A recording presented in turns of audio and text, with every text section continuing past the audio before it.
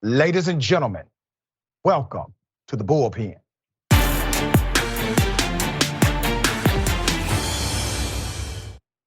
A story that we have covered from day one. Black men harassed, kidnapped, tortured by members of law enforcement. Major updates to that story. We have those gentlemen on the program today, along with their attorney. I want to remind you of what happened. I understand right here, knowing what happened right here. Justice is what it all boiled down to. I'm just like them, whether they in uniform or not. For 6 months, Eddie Parker has been living in a house of horrors where he says he was brutally beaten by deputies sworn to protect this rural Mississippi community. I crawled here to this spot, and they started beating me here and tasing me. As you can see, blood spots and all. And my blood spots there. On January 24th, Parker and his friend Michael Jenkins say that 6 white Rankin County deputies entered the home and tortured them for nearly 2 hours. A heavily redacted incident report says deputies were investigating, quote, reports of narcotic activity at the house. They said they saw a gun, though there was no proof either man had a weapon. In a federal civil rights lawsuit, the men alleged deputies entered without a warrant, handcuffed them, and subjected them to nearly 2 hours of torture and racist abuse. Jenkins was shot in the mouth during the incident, and Mary Jenkins, Michael's mother, says her son will never be the same. I prayed with him, and I asked Michael, I said, if there's any life in you, Michael, if there's anything in you, please squeeze my hand, please let me know you're still in this body. And he did. Jenkins' injuries make it difficult for him to speak. It hurt. I'm embarrassed. Has anyone from the department ever reached out to you and apologized? Have they ever asked for anything at all? No. The 2 men are suing a half a dozen Rankin County Sheriff's deputies, 3 named and 3 only identified as John Does. Rankin County Sheriff Brian Bailey was also named in the suit, and he said earlier this month deputies involved in the incident were no longer with the department, although he did not confirm the number of deputies or their names. Newest development, 6 officers, all 6, have now pleaded guilty to 16 federal and state charges. The attorney, Mr. Malik Z, Shabazz, attorney at law, real leader, real advocate. We have been covering this since the start. Legal counsel for both Michael Jenkins and Eddie Parker. This was horrific. I want to remind you of that hospital picture we showed you initially. Michael C. Jenkins was in the hospital after he was shot in the mouth by one of the deputies. Jenkins was left for dead, essentially as deputies rendered no aid to help him whatsoever. I remember the picture of Mr. Eddie Parker, Terrell's injuries. The crime scene of January 24th, 2023.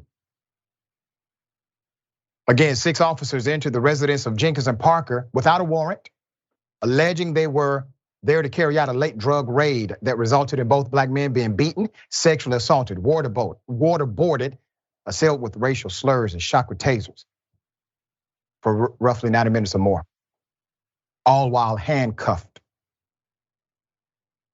Accusations of them dating white women were hurled. Items found at the crime scene: a sexual device on the left, eggs on the right. After officers attempted to sexually assault the men with the sexual device, both men were forced to shower together. Eggs were also hurled at the 2 men. Clarity on the agencies.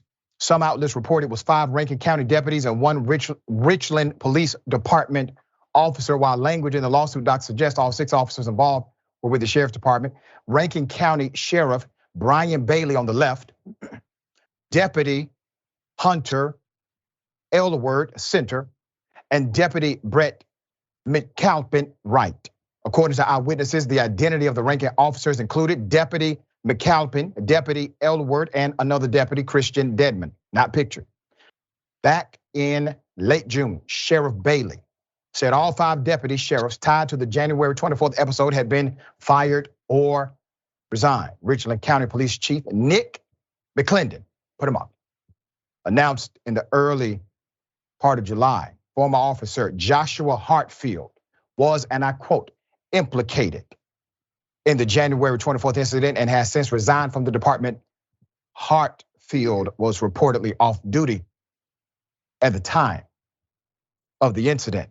Now, there's a lot of information here. We want to make sure that, one, we have the absolute word from those who were victims and from the advocate attorney representing them. Thank you, gentlemen, for being on the program. Wish it was under better conditions, better circumstances, but here we are. How are you today? We're doing fine in this historic moment. First of all, we want to thank you, Dr. Richey, because you reported this case. You believed in this case. You stood up for the cause of police brutality when people doubted us. And now the hour of vindication has come upon the plea guilty of these 6 criminal white deputies that abused our clients and abused our Black brothers. And so in this hour, I want to say that this is a good hour for us as Black men, and in this hour, because we are standing up and we are getting some justice in this hour. We appreciate that sentiment, but we simply did the right thing, attorney, just like you are. You're doing the right thing. I want to ask a question to Eddie first, to give us, in his own words, what transpired that day.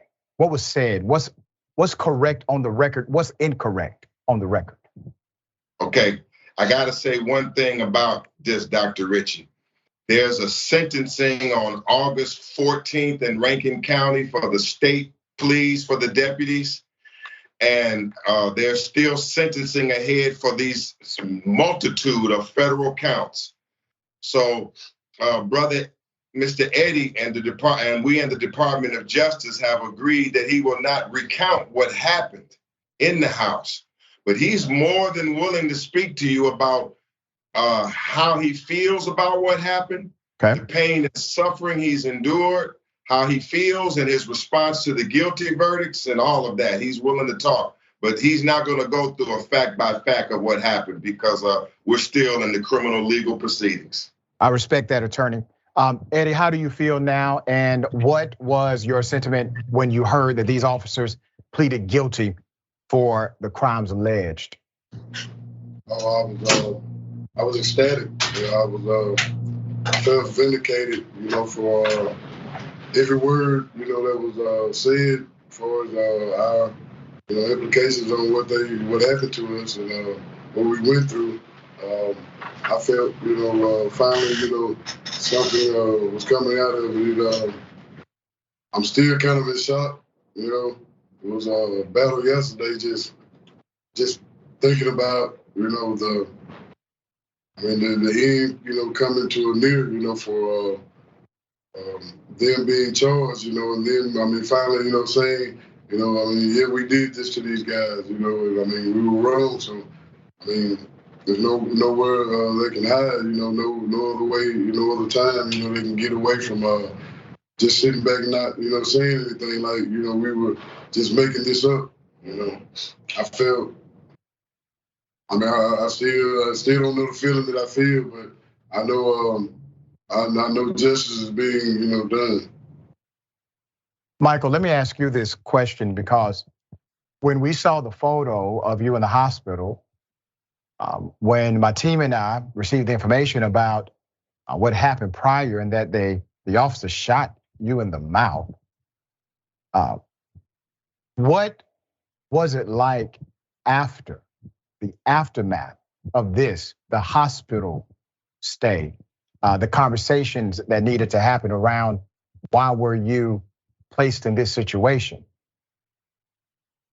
Okay, let me say, and I want y'all to be patient with him, because he has been shot in the mouth. He has continuing medical injuries. He almost lost his tongue, and he's still been traumatized by this. Yes. Go right ahead. Answer the question. It was difficult. The hardest part, the way they did my mama. You know what I'm saying? They left me for dead, and then turned around, wouldn't let my parents see me, and then guarded my room 24 hours, and just waking up, seeing them handcuffed to the bed, feet, arms. Man, it was terrible. I mean, it was terrible. I don't know. So bad. I would imagine that even after you're in the hospital, Michael, that you are likely thinking these individuals are going to try to do something else to you. Did that sentiment ever go through your mind? Yes, sir. When I woke up, and when I first woke up, you know, my mom, she right there, I heard her say, Michael, you can hear me squeeze my hand. I squeezed her hand, and I was waking up, and I saw her, and she stayed there probably about 5 more minutes, and they were telling her it was time for her to go. I had just woke up, you know, and right when she was getting ready to get up, and I looked over and seen the same police from the same office sitting there, and she was walking out the room, and I couldn't even say nothing to her. And I couldn't even talk to tell her what's going on. Were the same officers involved in your, let's say, guardianship or guarding the room, who were also involved in what I say trying to kill you? No, sir. Not the same officers, but the same department. Attorney Shabazz, can you clear up the element where 2 departments are actually involved, from police to the sheriff's department? How did that happen? Where was the call or the genesis of this partnership? This is called the Rankin County Goon Squad, according to yesterday's plea. This is called the Goon Squad. The brothers and the people in the community know it as the Rankin County Death Squad. There's a Deputy Hartfield from Richland, from the Richland, Mississippi Police Department, who at this time we understand was off duty, but came to join the Rankin County Goon Squad. The other 5 deputies who pled guilty yesterday, again, their names are the shooter, Hunter Elwood, Brett McAlpin, there is Christian Dedman, there's Deputy Updike and Middleton and Hartsfield. Yeah, he joined in from another county and joined the Rankin County Goon Squad, and this was probably the worst decision that he made in his life. They have been getting away with beating black people, white people, and violating the constitutional rights of residents of that county. Elwood took 2 pleas yesterday. He pled to these crimes and another set of crimes for discharging his firearm. You know, he goes in places and just shoots to intimidate. I mean, this sounds like the 30s or the 1800s, but it actually happened. And so Hartsfield busted. But I got to say this is the remarkable news, sir, is that to our knowledge, this is the first time that law enforcement, all of these deputies are under federal custody right now. This is the first time that law enforcement, that white police officers in Mississippi have ever been put behind bars for harming a black person. This is history. And that is likely the reason they felt emboldened to do exactly what they were doing. No accountability, none. There was no precedent for accountability in Mississippi. Let me ask you something, Eddie. Did you know of the reputation of this particular goon squad, as Attorney Shabazz just laid out? Oh, it was known just as well as the day turns into the night. Yes, it was. I'm not the only one that knew. There was a lot of people that knew. Michael, so this was a known dynamic inside of the local community. These individuals coming to your home unannounced. Was there a sentiment? I know you can't get into the details of what happened line by line, step by step. But when they came in, was there an understanding of what was really happening? Or were you all still confused as to who these people were? I was at first I was confused of who it may be, but once I got clear sight of who it was, I kind of knew the gist of what was about to happen. I mean, really, I'm speechless. Let me go to Michael on this one. Getting a little choked up. I apologize. Michael, it's an emotional moment. I mean, it's an emotional moment for all of us. I mean, sure. But, I mean, the greatest part is there is a United States Attorney General, head of the Civil Rights Department. Yeah. She is a Black or African American woman. Her name is Kristen Clark. Yes. And she takes these things seriously. And this is the first time in a long time as an attorney and an activist that I've seen the U.S. Department of Justice really stepping up and doing its job.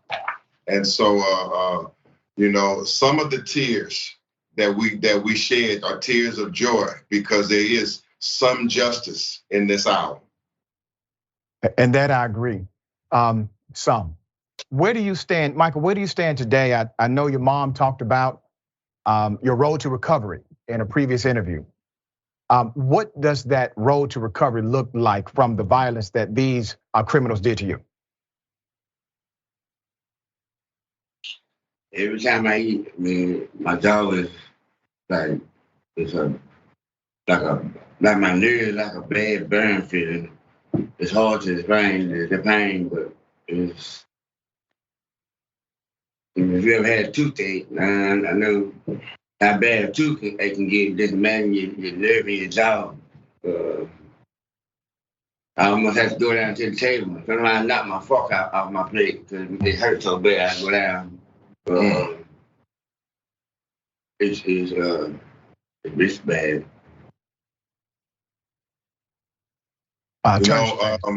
Go ahead, these brothers, Michael almost lost his tongue. These brothers are going to have a long road, really, of trauma recovery. As Michael's mother said, she said that Michael he's unable to sleep at night. He's had a host of mental effects, from this that's going to take a significant time to professionally recover from. And so, but yesterday's guilty pleas takes us further down the road, towards his recovery. But it was a serious, this is torture. Now you imagine these brothers is handcuffed. Once you handcuffed and these officers are coming in, calling them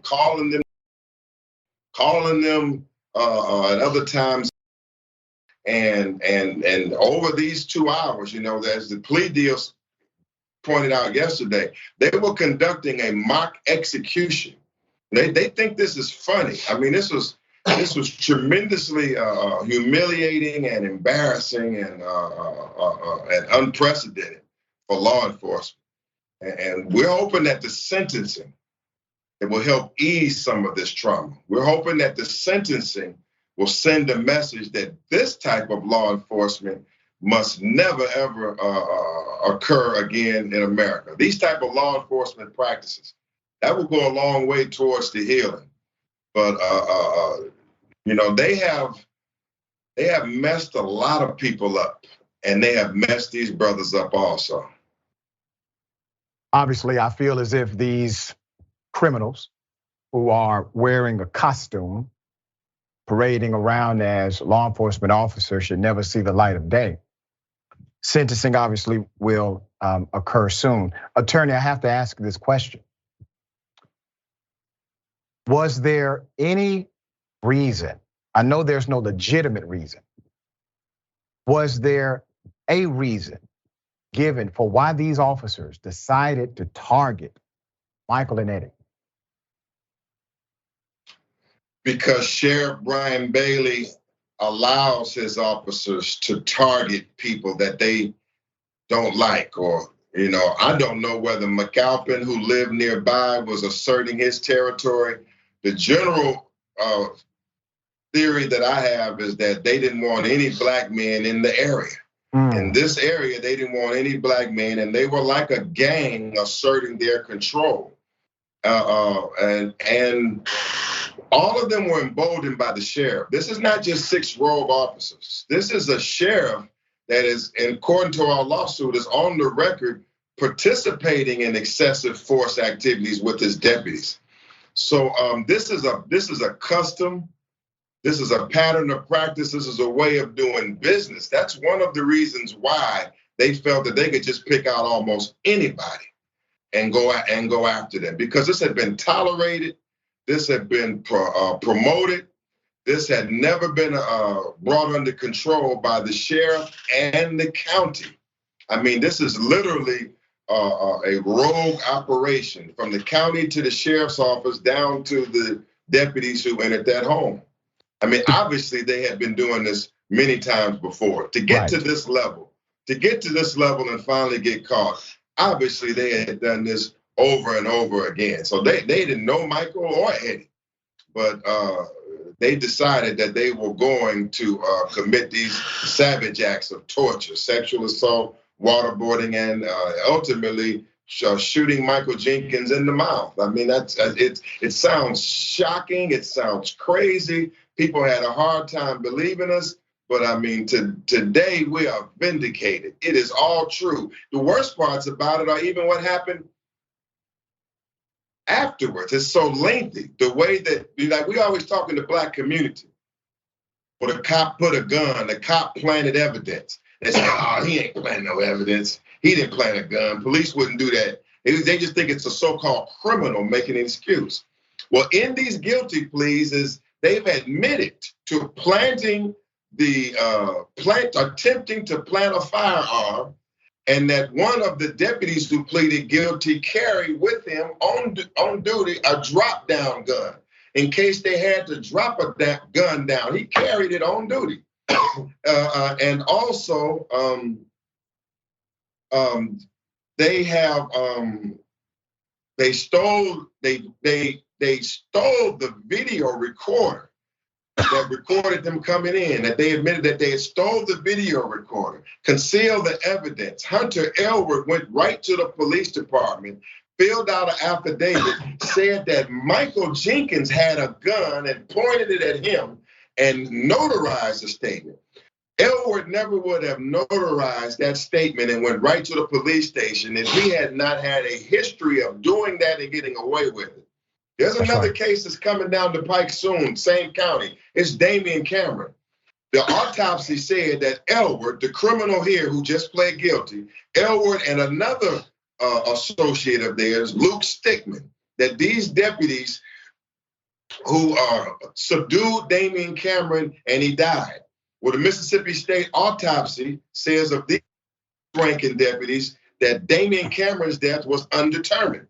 Well, what's about to come out, doctor, is that expert forensic pathologists are about to tell you that Damian Cameron did not die from undetermined causes. He died because clearly the autopsy photos show that they were on his neck like George Floyd, and they compressed his neck so hard that his eyeballs had hemorrhaged and popped out of his skull. It's all about to come out, and it all comes from Rankin County. Attorney, your leadership, brother, your advocacy, your fearless advocacy is to be commended. I submit this to you. You may be dealing with serial killers, sir. These may be serial killers who have coordinated a culture, and that culture has either been ordered or at least significantly permitted and protected. I want to do this in our closing. Eddie and Michael, I would like you both to just tell us what you think a solution is as it relates to this kind of misconduct, what should be done? You had this experience, you're still having the experience, but what would you like to say to those who are watching this interview? And Eddie, I will go to you first for that question. Maximum sentences, that'll be the number one thing that'll stop, a lot of people from even thinking about doing this game.